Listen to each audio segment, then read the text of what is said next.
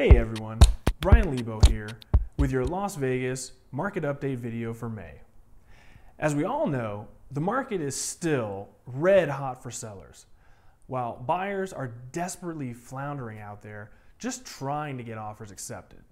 Now, the simplest way to gauge a market is to look at their inventory.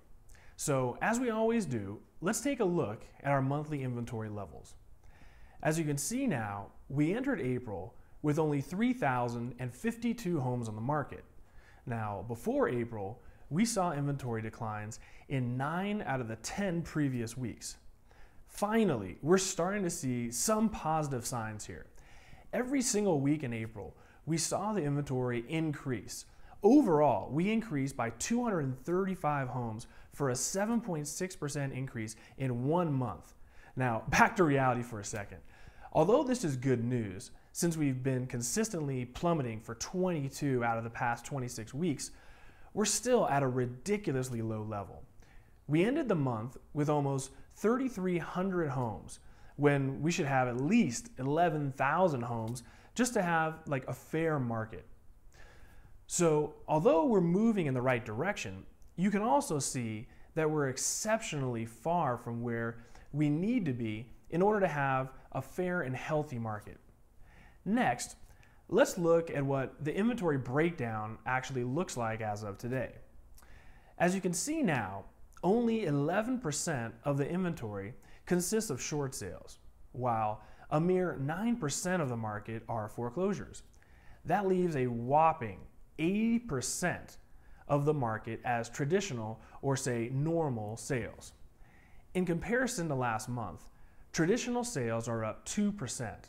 Stealing a percent from both short sales and foreclosures. Like I stated last month, the issue I have with these so-called traditional sales is the fact that almost half of these traditional sales are ridiculously overpriced and therefore can't or won't be sold for a long time. This brings the realistic inventory levels even lower as a result. Okay, now let's check in on the notice of defaults, or NODs as we refer to them. The reason we watch NODs is because this provides foreshadowing into the future of the foreclosure inventory. See, the more NODs filed, the more foreclosures are in the pipeline. So let's take a look. As you can see, starting in December, we started making pretty big gains with regards to filings. For the last 3 months, we seem to increase about 100 NODs every month. Now, again, this is much better than the 96 NODs back in September of 2011, but we're still way away from the 3,000 to 4,000 a month filed prior to AB 284 in 2011. Now, let's get into some quick news topics that I'll cover in subsequent videos. First is in with regards to hedge funds buying up Las Vegas. For those that don't know, over the past couple of years, major Wall Street hedge funds have been purchasing lower-end homes in Las Vegas as rental properties since the annual rate of return just trumps that of the actual stock market. Now, combined with future appreciation, it was just a no-brainer for them. To give you an idea what an impact this had on the Las Vegas market, one hedge fund, just one hedge fund, is responsible for about 10% of the sales priced under $325,000. One single buyer represents 10% of those sales. That's pretty strong, man. Now, I had a meeting with the largest hedge fund a couple weeks ago, and as a result, I'm going to dedicate a separate video to this topic very soon. So be sure to subscribe so you'll be notified when it airs. Next, we were hoping that AB 284 would be amended in the month of April, but unfortunately, it hasn't occurred. For those that don't know, AB 284 was a law that went into effect September of 2011, which many, including myself, blame for the manipulation of inventory in Las Vegas and therefore the absurd increase in prices. Last month, I dedicated an entire video to all of the newly proposed bills, which all look like they're going to be passed very soon. You can click right up, here now to check out that video. Well, as a quick update, All of the bills I spoke about in the video have been passed by the state Senate and are now simply waiting for the approval by the state assembly. Once passed in the state assembly, our governor, Brian Sandoval, simply needs to just sign off on those bills. I would imagine this will be completely done in the forthcoming weeks. So, let's wrap this up real quick. Inventory levels are rising. Normal or traditional sales are currently dominating the market. And notices of defaults are steadily increasing as well. Hedge funds and investors are just dominating this market. And new legislation is about to be passed, which could certainly change our market. So what does this all mean for Vegas? Well, here's two opinions.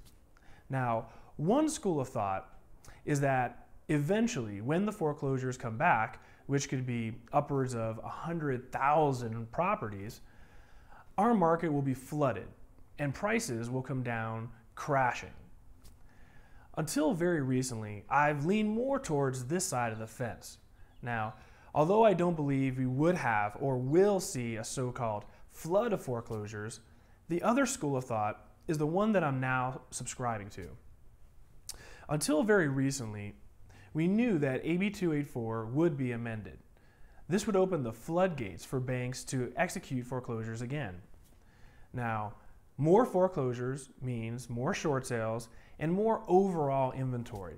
My fear was that if the news got out that a flood of foreclosures were on its way, buyers would hold off out of fear that prices would fall.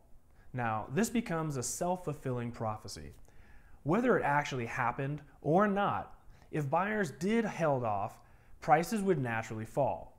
Once they begin to fall, people get more scared and the cycle just continues. This is exactly what happened to us in 2008 when the foreclosures started hitting Vegas.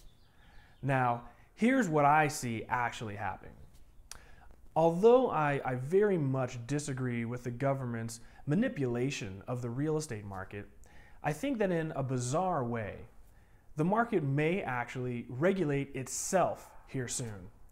See, the presence of all these cash buyers and investors have driven the prices up. Now, but with this massive increase in prices and the influx of rental properties, it's becoming more and more difficult for these investors to find properties that pencil out anymore. You simply can't have prices increasing and rents decreasing for too long. I feel that towards the end of this year, you will start to see many investors just start walking away from Vegas. At some point, you're simply betting on future appreciation instead of the actual cash flow. After 20% increases in 2012, and of course this year in 2013, you just can't expect this to last forever. The downside is that although AB 284 will be amended soon, it's not necessarily clear skies for the banks to foreclose. As illustrated in my video, many of the new laws, including Nevada's Homeowner Bill of Rights, will severely constipate the foreclosure process once again. I think starting in the spring of 2014, we'll start to see some foreclosures begin to hit the market, but not enough that it will drastically affect the actual market. Now, hopefully by next summer, we can double the current inventory of resale homes. Combined with new home sales, we should have a decent amount to keep both buyers and sellers happy.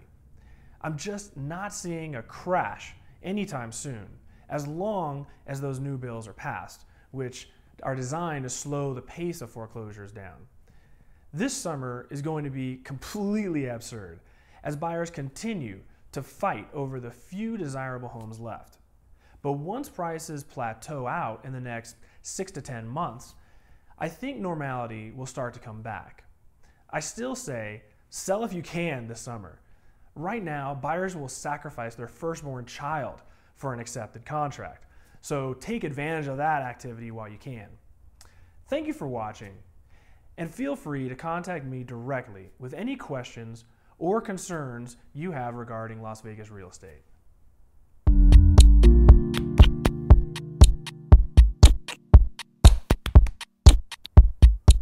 Cool.